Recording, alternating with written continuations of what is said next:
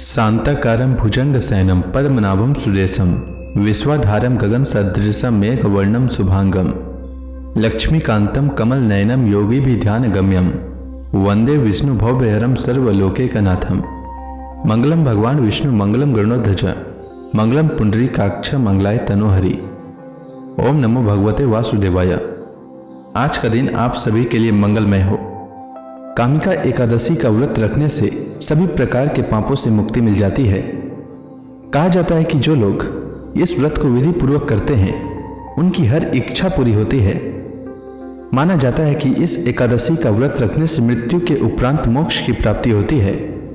इस दिन मन को एकमात्र श्री हरि में लगाना चाहिए। श्रीमद् भागवत महापुराण की कथा कहती है कि जो शरीर से भले ही ईश्वर की आराधना में लगा रहे, पर मन अगर ईश्वर भक्ति में नहीं लगता तो उसका भक्ति व्यर्थ है। इसलिए मन को कभी भी भगवान हरि के भक्ति से विचलित न होने दे। किसी के बारे में मन में बुरा विचार न आने दें। सबके लिए शुभ सोचें, बुरे कर्मों से दूर रहें, नशीले पदार्थों के सेवन से दूर रहें और दूसरों को भी दूर रहने के लिए प्रेरित करें। आइए सुनते हैं कामिका एकादशी व्रत की कथा। सब धर्मों के ज्ञाता, वेद और शास्त्रों के अर्थ ज्ञान में पारंगत, सबके हृदय में रमण करने वाले श्री विष्णु के तत्व को जानने वाले तथा भगवत परायण प्रहलाद जी जब सुखपूर्वक बैठे हुए थे, उस समय उनके समीप स्वधर्म का पालन करने वाले महर्षि कुछ पूछने के लिए आए।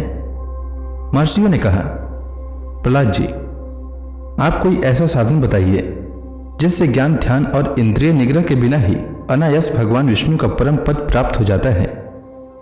उनके ऐसा कहने पर संपूर्ण लोगों के हित के लिए उद्धत रहने वाले विष्णु भक्त महाभाग प्रहलाद जी ने संक्षेप में इस प्रकार कहा, महर्षियों, जो 18 पुराणों का सार से भी सारतर तत्व है, जिसे कार्तिकेय जी के पूछने पर भगवान शिव ने उन्हें बताया था, उसका वर्णन करता हूं, सुनिए।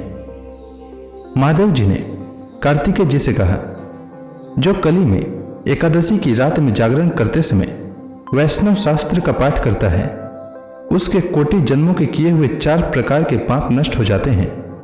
जो एकादशी के दिन वैष्णव शास्त्र का उपदेश करता है, उसे मेरा भक्त जानना चाहिए।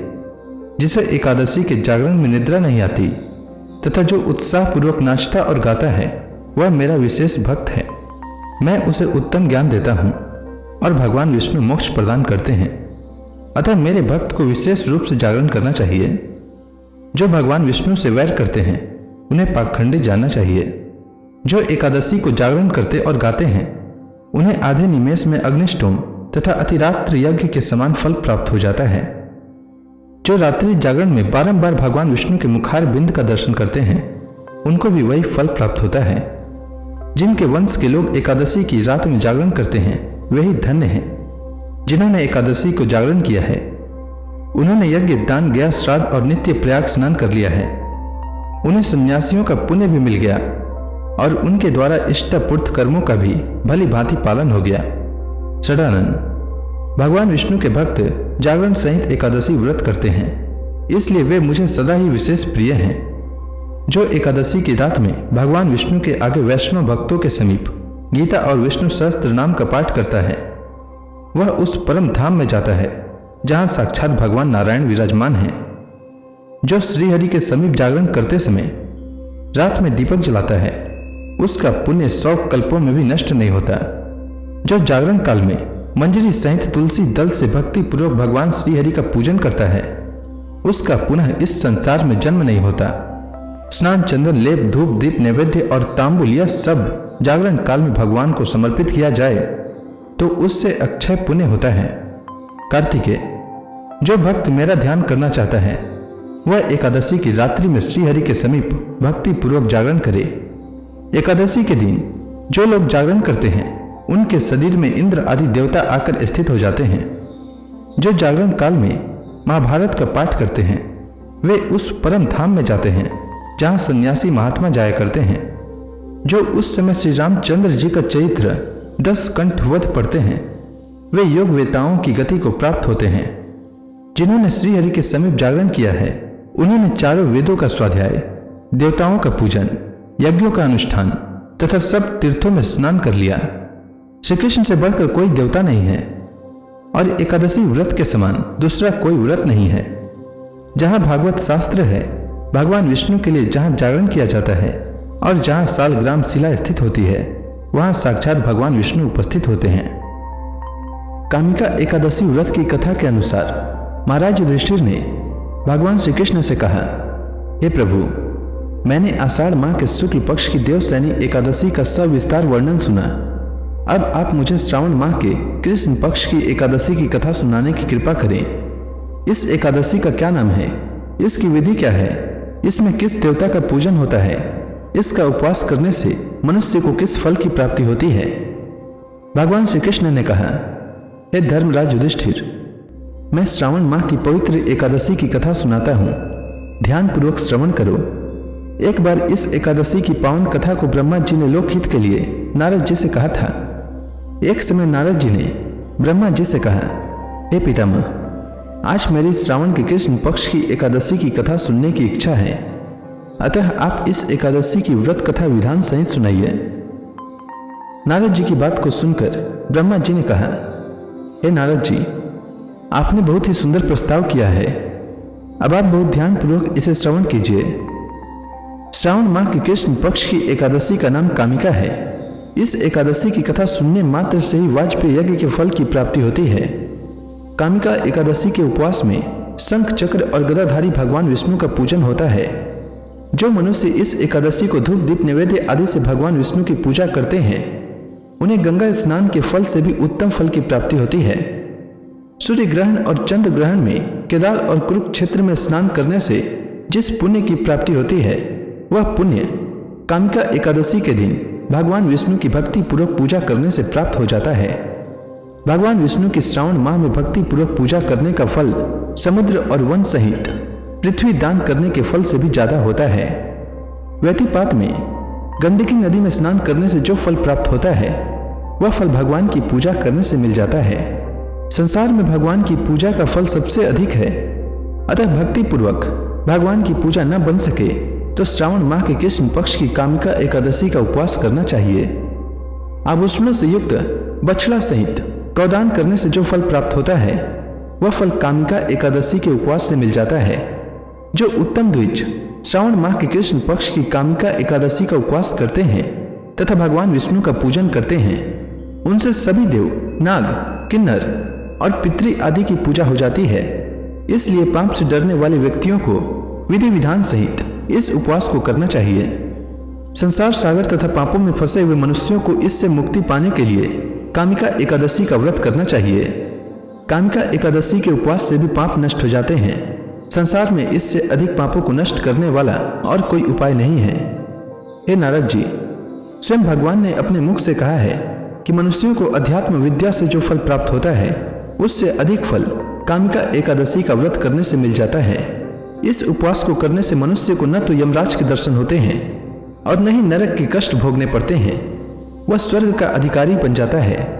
जो मनुष्य इस दिन तुलसी दल से भक्ति पूर्वक भगवान विष्णु का पूजन करते हैं, वे इस संसार सागर में रहते हुए भी इस प्रकार अलग रहते हैं, जिस प्रकार कमल पुष्प जल में रहता हुआ भी जल से अलग रहता है। तुलसी दल से भगवान श्रीहरि का पूजन करने का फल 1 बार स्वर्ण और 4 बार चांदी के दान के फल के बराबर है। भगवान विष्णु रत्न, मोती, मणि आदि आभूषणों की अपेक्षा तुलसी दल से अधिक प्रसन्न होते हैं। जो मनुष्य प्रभु का तुलसी दल से पूजन करते हैं, उनके सभी पाप नष्ट हो जाते हैं। हे नारद जी, मैं भगवान की अति प्रिय श्री तुलसी जी को प्रणाम करता हूँ। तुलसी जी के दर्शन मात्र से मनुष्य के सभी पाप नष्ट हो जाते हैं और शरीर के स्पर्श मात्र से मनुष्य पवित्र हो जाता है। तुलसी जी को जल से स्नान कराने से मनुष्य की सभी यम यातनाएं नष्ट हो जाती है। जो मनुष्य तुलसी जी को भक्ति पूर्वक भगवान के श्री चरण कमलों में अर्पित करता है, उसे मुक्ति अवश्य मिलती है। इस कामिका एकादशी की रात्रि को जो मनुष्य जागरण करते हैं और दीप दान करते हैं, उनके पुण्यों को लिखने में चित्रगुप्त भी असमर्थ हैं। कामिका एकादशी के दिन जो मनुष्य भगवान के सामने दीपक जलाते हैं, उनके पिता स्वर्ग लोक में अमृत का पान करते हैं। भगवान के सामने जो मनुष्य घी या तिल के तेल का दीपक जलाते हैं, उनको सूर्य लोक में भी सहस्त्रों दीपकों का प्रकाश मिलता है। कामिका एकादशी का व्रत प्रत्येक मनुष्य को करना चाहिए। हे नारद, अब मैं तुम्हें एक प्राचीन इतिहास सुनाता हूँ, तुम ध्यान पूर्वक श्रवण करो। एक गांव में एक वीर क्षत्रिय रहता था। एक दिन किसी कारणवश उसकी ब्राह्मण से हाथापाई हो गई और ब्राह्मण की मृत्यु हो गई।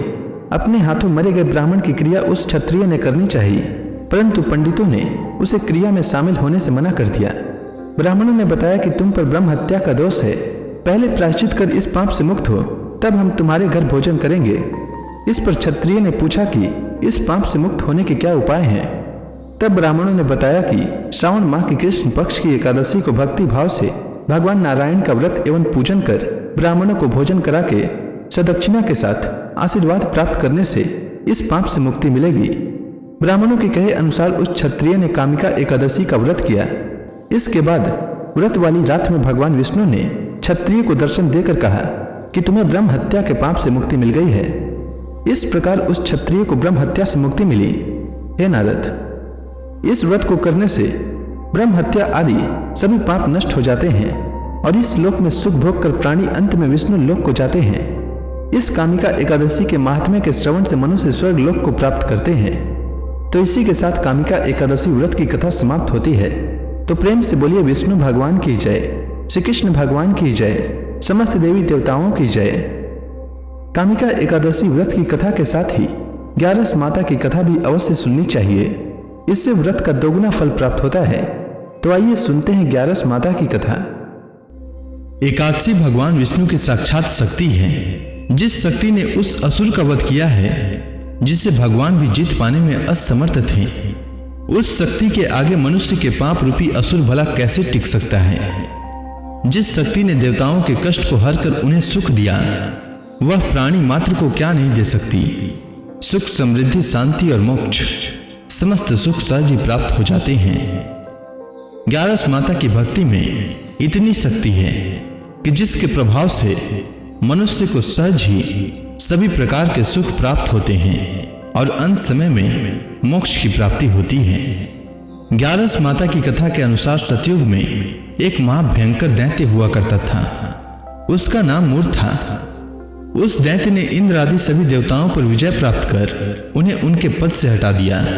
तब इंद्र ने भगवान शंकर से प्रार्थना की, हे भोलेनाथ, हम सब देवता मूर दैत्य के अत्याचारों से दुखी होकर मृत्यु लोक में अपना जीवन व्यतीत कर रहे हैं। राक्षसों के भय से हम बहुत दुख और कष्ट भोग रहे हैं। मैं स्वयं बहुत दुखी और भयभीत हूँ। अन्य देवताओं की तो बात ही क्या करें। अतः हे कैलाशपति, कृपा कर आप मूर दैत्य के अत्याचार से बचाने का उपाय बताइए। देवराज इंद्र के प्रार्थना सुनकर भगवान शंकर ने कहा, हे देवेंद्र, आप भगवान श्री विष्णु के शरण में जाइए। मधु कैटभ का संहार करने वाले भगवान विष्णु देवताओं को अवश्य ही इस भय से मुक्त करेंगे। भगवान शंकर के आदेश का पालन करते हुए इंद्र तथा अन्य देवता क्षीर सागर गए, जहां पर भगवान श्री विष्णु शेष शैया पर विराजमान थे। इंद्र सहित सभी देवताओं ने भगवान विष्णु को देखा और उनके समक्ष उपस्थित होकर उनकी स्तुति करने लगे। वे कहने लगे, हे तीनों लोकों के स्वामी, आप स्तुति करने योग्य हैं। हम सभी देवताओं का आपको कोटि कोटि प्रणाम है। हे दैत्यों के संहारक, हम आपकी शरण में हैं, आप हमारी रक्षा करें। हे त्रिलोकपति, हम सभी देवता दैत्यों के अत्याचार से भयभीत होकर आपकी शरण में आए हैं। इस समय दैत्यों ने हमें स्वर्ग से निकाल दिया है और हम सभी देवता बड़े ही दयनीय स्थिति में मृत्यु लोक में विचरण कर रहे हैं। अब आप ही हमारे रक्षक हैं, हमारी रक्षा करें। हे जगन्नाथ, आप हमारी रक्षा करें। देवताओं की करुण पुकार सुनकर भगवान श्री विष्णु बोले, हे देवगणों, वह कौन सा दैत्य है जिसने देवताओं को जीत लिया है। आप सभी देवगण किसके भय से पृथ्वी लोक में भटक रहे हैं। क्या वह दैत्य इतना बलवान है जिसने इंद्र सहित सभी देवताओं को जीत लिया है। तुम निर्भय होकर मुझे सब हाल बताओ। भगवान विष्णु के इस स्नेहमयी वचनों को सुनकर देवेंद्र ने कहा, हे प्रभु, प्राचीन काल में ब्रह्म वंश में उत्पन्न हुआ नाड़ी जंगम नाम का एक असुर था, जिसका मूर नामक एक पुत्र है, जो चंद्रवती नामक नगरी में निवास करता है, जिसने अपने बल से मृत्यु लोक और देवलोक को जीत लिया है और सब देवताओं को देवलोक से निकालकर अपने दैत्य कुल के असुरों को इंद्र, अग्नि, यम, वरुण और चंद्रमा आदि सभी को लोकपाल बना दिया है। वह स्वयं सूर्य बनकर पृथ्वी को तापता है और स्वयं मेघ बनकर जल की वर्षा करता है। अतः आप इस बलशाली भयानक असुर का संहार करके देवताओं की रक्षा करें। देवेंद्र के मुख से ऐसे वचन सुनकर भगवान विष्णु बोले, हे देवताओं, मैं आपके शत्रु का शीघ्र ही संहार करूंगा। आप सभी इसी समय मेरे साथ चंद्रवती नगरी चलिए। देवताओं की पुकार पर भगवान विष्णु तुरंत ही उनके साथ चल दिए। उधर दैत्यराज मूर ने अपने तेज से जान लिया था कि श्री विष्णु युद्ध की इच्छा से उसकी राजधानी में आ रहे हैं। अतः अपने राक्षस योद्धाओं के साथ वह भी युद्ध भूमि में आकर गरजने लगा। देखते ही देखते युद्ध शुरू हो गया। युद्ध शुरू होने पर अनगिनत असुर अपने अस्त्र शस्त्रों को धारण कर देवताओं से युद्ध करने लगे, किंतु देवता तो पहले ही डरे हुए थे। वह अधिक देर तक राक्षसों का सामना न कर सके और भाग खड़े हुए। तब भगवान विष्णु स्वयं युद्ध भूमि पर आ गए। दैत्य पहले से भी ज्यादा जोश में भरकर भगवान विष्णु से युद्ध करने लगे। वे अपने अस्त्र शस्त्रों से उन पर भयानक प्रहार करने लगे। दैत्यों के आक्रामक वारों को श्री हरि विष्णु अपने चक्र और गदा के प्रहारों से नष्ट करने लगे। इस युद्ध में अनेक दैत्य सदा के लिए मृत्यु की गोद में समा गए, किंतु दैत्यराज मूर भगवान विष्णु के साथ निश्चल भाव से युद्ध करता रहा। उसका तो जैसे अभी बाल भी बांका नहीं हुआ था। वह बिना डरे युद्ध कर रहा था। भगवान विष्णु मूर को मारने के लिए जिन जिन शस्त्रों का प्रयोग करते वे सब उसके तेज से नष्ट होकर उस पर पुष्पों के समान गिरने लगते। अनेक अस्त्र शस्त्रों का प्रयोग करने पर भी भगवान विष्णु उससे जीत न सके। तब वे आपस में मल्ल युद्ध करने लगे। भगवान श्री विष्णु उस असुर से देवताओं के लिए सहस्त्र वर्षों तक युद्ध करते रहे, किंतु उस असुर से न जीत सके। अंत में भगवान विष्णु शांत होकर विश्राम करने की इच्छा से बद्रिकाश्रम स्थित 38 कोस लंबी एक द्वार वाली हेमवती नाम की एक गुफा में प्रवेश कर गए। उस गुफा में भगवान ने शयन किया।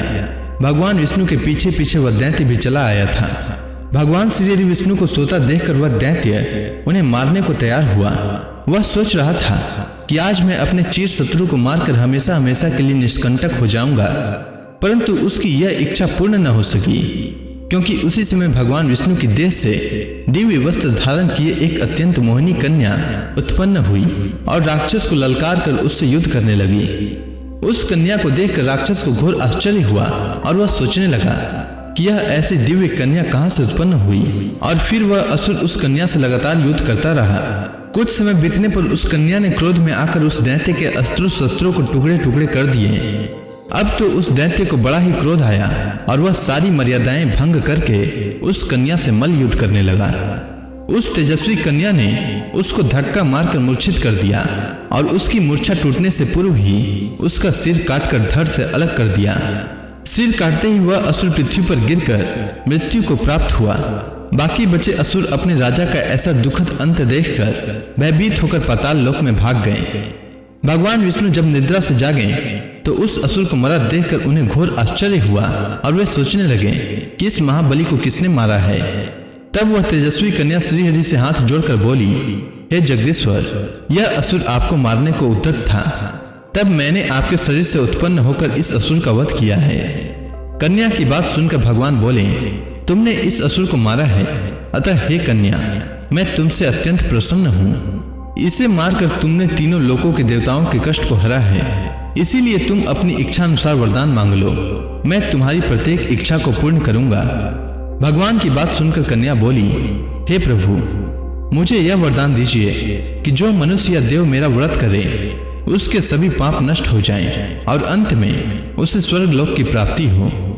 मेरे व्रत का आधा फल रात्रि को मिले और उसका आधा फल एक समय भोजन करने वाले को मिले। जो श्रद्धालु भक्ति पूर्वक मेरे व्रत को करे वे निश्चय ही वैकुंठ लोक को प्राप्त करे। जो मनुष्य मेरे व्रत में दिन तथा रात्रि को एक बार भोजन करे वह धन धान्य से भरपूर रहे। कृपा करके मुझे ऐसा वरदान दीजिए।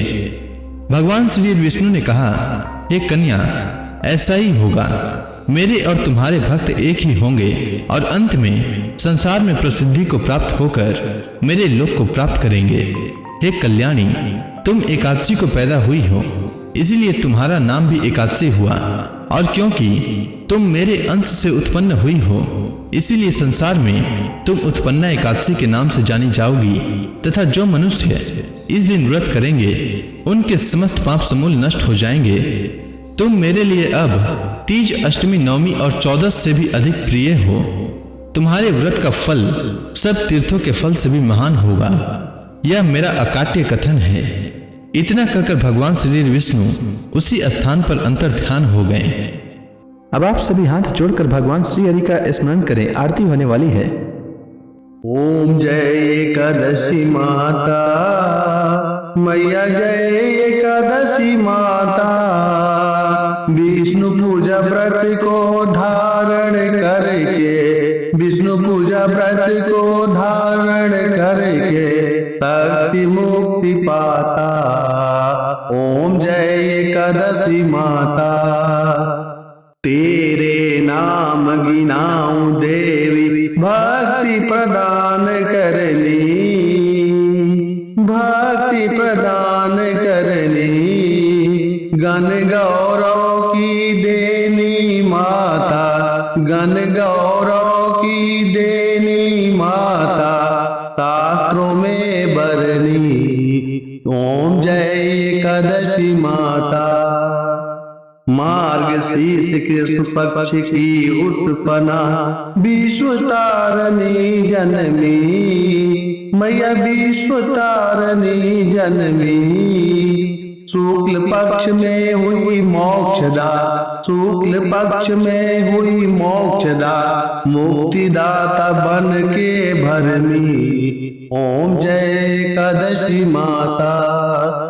पौष के कृष्ण पक्ष की सफला नामक है। शुक्ल पक्ष में होए पुत्रदा, आनंद अधिक रहे। ओम जय एकादशी माता। नाम सट तिला माघ मास में कृष्ण पक्ष आवे, मैया कृष्ण पक्ष आवे। शुक्ल पक्ष में जया कहावे, शुक्ल पक्ष में जया कहावे।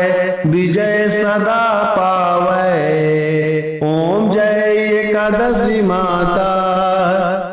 विजया फाल्गुन कृष्ण पक्ष में शुक्ला अमला की, मैया शुक्ला अमला की। पाप मोचनी कृष्ण पक्ष में चैत्र महाबली की। ओम जय एकादशी माता।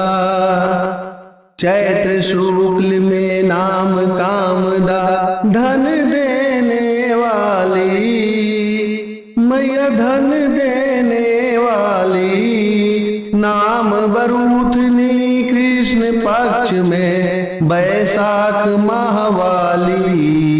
ओम जय एकादशी माता।